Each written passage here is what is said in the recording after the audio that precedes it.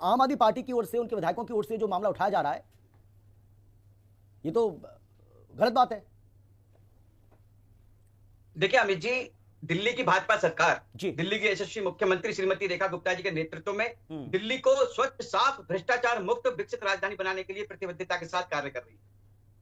अब ये बात कह रहे हैं राशन की दुकानें बंद हो रही है, राशन कार्ड के ऑफिस बंद हो रहे हैं।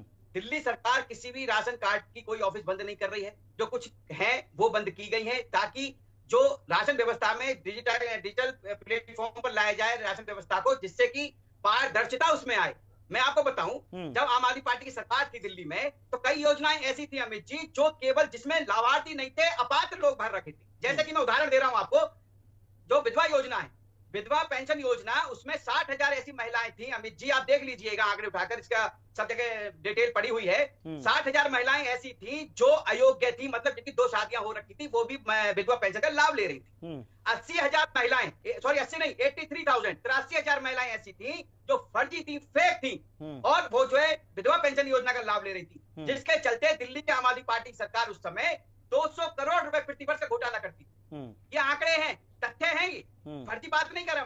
दूसरा, मोहल्ला क्लिनिक योजना आप इनकी ले लीजिए, उसमें 65,000 ऐसे मरीज पाए गए थे अमित जी, जो केवल कागजों में राशन दफ्तर को लेकर चर्चा कर रहे हैं। मुझे आप राशन दफ्तर के बताइए कि वहां क्या हो रहा था। भाई राशन दफ्तरों को आप क्यों बंद कर रहे हैं, इनको क्यों सीमित कर रहे हैं, मैं ये जानना चाह रहा हूं।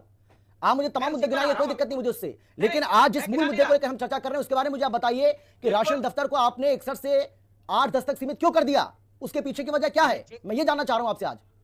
मैं वही कह रहा हूं अमित जी, उसी पर आ रहा हूं मैं। पहले ये बात पूरी कर लूं, क्योंकि देखिए बात के सब जुड़ी हुई है एक दूसरे से। ये क्यों किया गया, क्या कारण रहा इसके पीछे, दुकान बंद करने का, ऑनलाइन डिजिटल प्लेटफॉर्म लाने पर क्यों लाया गया, इसके पीछे का कारण मैं बता रहा हूं। उस मोहल्ला क्लिनिक योजना की जो मैं बात कर रहा था, 65,000 मरीज फर्जी पाए गए थे, जिसके टेस्ट कराए गए थे, निजी 2 लैब थी, उसमें दिल्ली की आम आदमी पार्टी की सरकार ने पेमेंट की थी 4.63 करोड़। अब इन योजना, अगर ऐसी योजना चलती रहेंगी तो दिल्ली वासियों को लाभ मिलेगा क्या? दिल्ली वासियों ने भाजपा को क्यों चुना है? दिल्ली वासियों ने भाजपा को इसलिए चुना है कि भाजपा दिल्ली वासियों के सुरक्षा सुविधा पूरी तरह से दे सके। अब जो योजनाएं चल रही थी, योजना में फर्जी लोग बसाए गए थे आम आदमी पार्टी के द्वारा, उनको हटाने के लिए कुछ ना कुछ तो करना पड़ेगा। अब फ्री में योजना तो कोई ले नहीं सकता है।